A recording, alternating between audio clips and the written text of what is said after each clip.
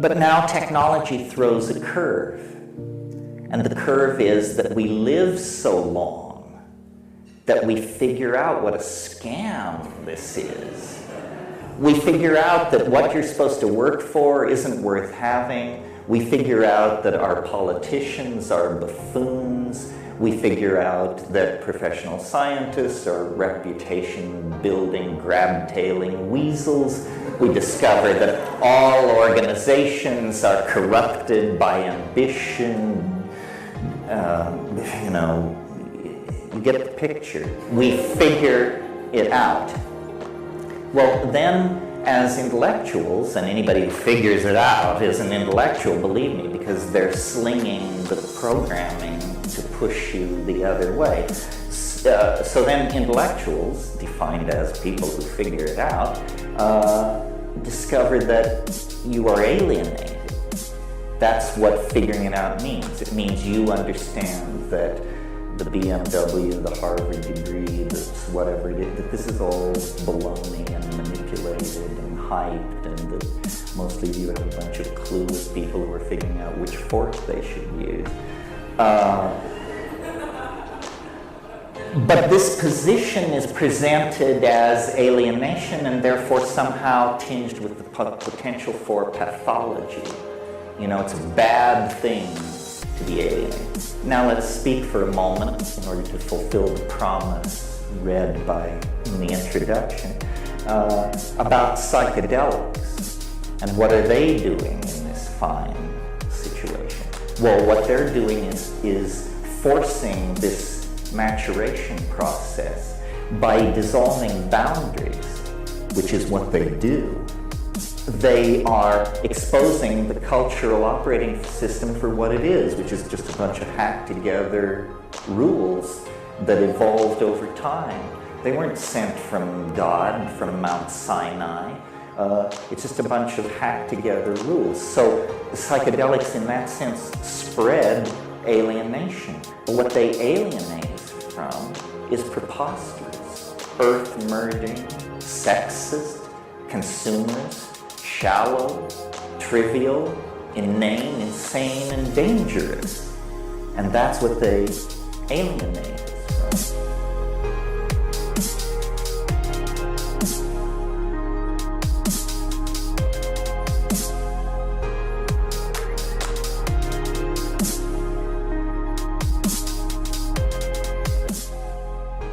I associate this control issue with the boundary dissolution. The boundary dissolution is alarming to the ego. It doesn't like that feeling, and it tells you that you're dying. And psychedelic voyagers have to learn to just, when that red switch goes on, you just reach out and turn it off and say, oh no, it's set wrong, you're not dying. But it tells you that you're dying because the ego very strongly identifies with the equilibrium of the physical body. And as the physical body begins to slide into the intoxication, the ego is saying, what's happening here? Wait a minute, I'm losing coherency. This is not good. You made a mistake, Joe. We need help, Joe. It's coming upon. You say, chill. It's going to be all right. And so you have to discipline yourself that way. The dissolving of the ego, that is the dissolving of this maladaptive behavior pattern that has made our sexual and social politics so complicated. In other words, the ego is not a good thing. Its existence in each one of us, in so expressed a form, is a symptom of neurosis, a cultural neurosis. And the psychedelic dissolves the ego, but the ego protests noisily while this is going on. And then people who are very ego dependent if they have a psychedelic experience, they usually only have one, and then they say, well, that was like going nuts. I hated it. I just hated it. It was awful, because they are very strongly identified with the ego. Another person who isn't so strongly identified with the ego could look at the identical experience and say it was a wonderful liberation. It was just the quintessence of freedom and light and openness. So when I say we are pathological and that we need to take strong medicine to fix ourselves, I don't mean the kind of medicine where you can't feel it working. I mean the kind of medicine where you can feel it working. We are the unhappy inheritors of this hideous plunge into dysfunctionality. Now, why is it such a hideous plunge into dysfunctionality to live without psilocybin or close relatives thereof? The answer is that this thing, which to now I've described as male dominance and a tendency to form dominance hierarchies, we can describe another way and bring much closer to home by saying it is the ego. The ego is a late arriving, very tenuous, highly uncertain of itself social structure that has taken root in the human psyche like a tumor, like a growth of some sort. It is the leftover of this primate dominance complex, and the way it manifests itself is by the establishment of boundaries. First of all, this is my body, do not touch it. Second of all, these are my weapons and agricultural tools, do not touch them. This is my woman, these are my children, I hunt there, so forth and so on. It's this division of the world that allows the illusion of the ego to come into existence. Now, what do psychedelics do, and why are they such social dynamite? The answer is, it's not a health issue, it's not an addiction issue, it's not, that's preposterous. It's about boundary dissolution.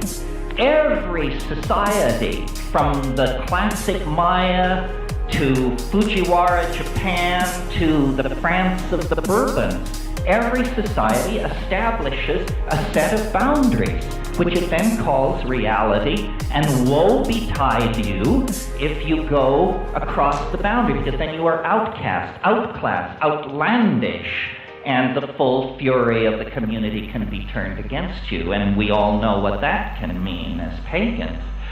So I believe that the ego is a dysfunctional psychic invader, and that it will continue to strengthen and perpetuate itself as long as we do not institute, either as groups or within our relationships or as individuals, a regular ritual encounter with the forces which dissolve these boundaries. And the only force I know that works are these plants. And as I say, I'm not interested in arguing whether there are other methods or not. God, I would hope so. But anything I ever looked into, and I shopped the spiritual supermarket from stem to stern, was horseshit as far as I could see. Now,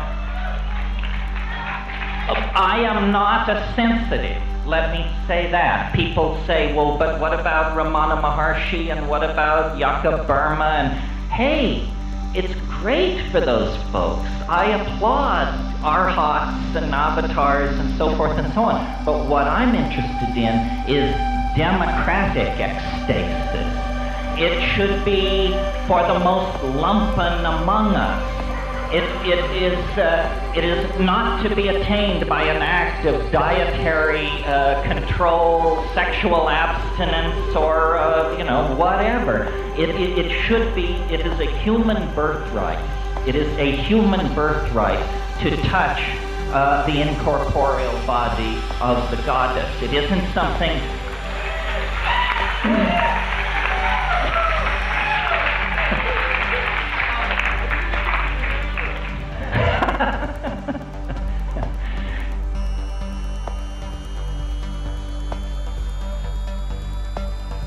So, well, let's see, where can we go from here? I say all this, if you're interested, I say it better than I'm saying it here, in my book, Food of the Gods, which was not written for you people. It's an argument for people who do not know a great deal about drugs, may never have taken drugs, but through some miracle have managed to maintain an open mind.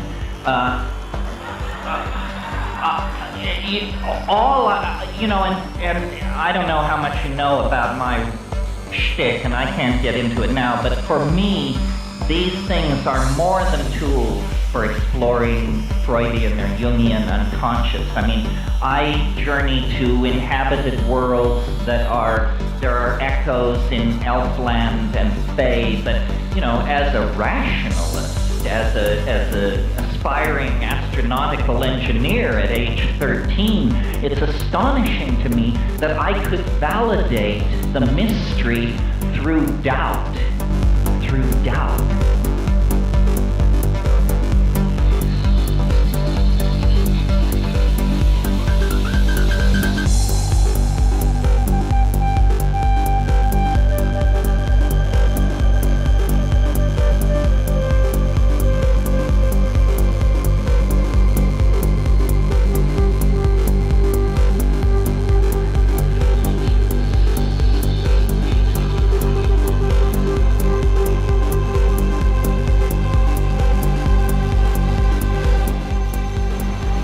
The truth does not require your belief. The truth is real. You can beat it on the ground, you can rip it apart, you can look inside it. Nobody needs to guard the truth from inspection. Nobody needs to tell you that, you can't look behind the stage.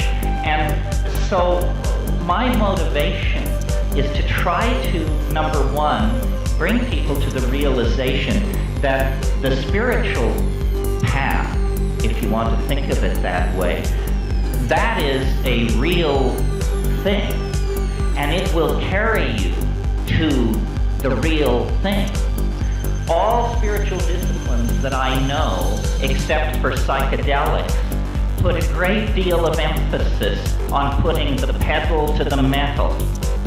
Push, push, push, meditate, make offerings, do mantrayana, do pranayama, do puja, push, push, push.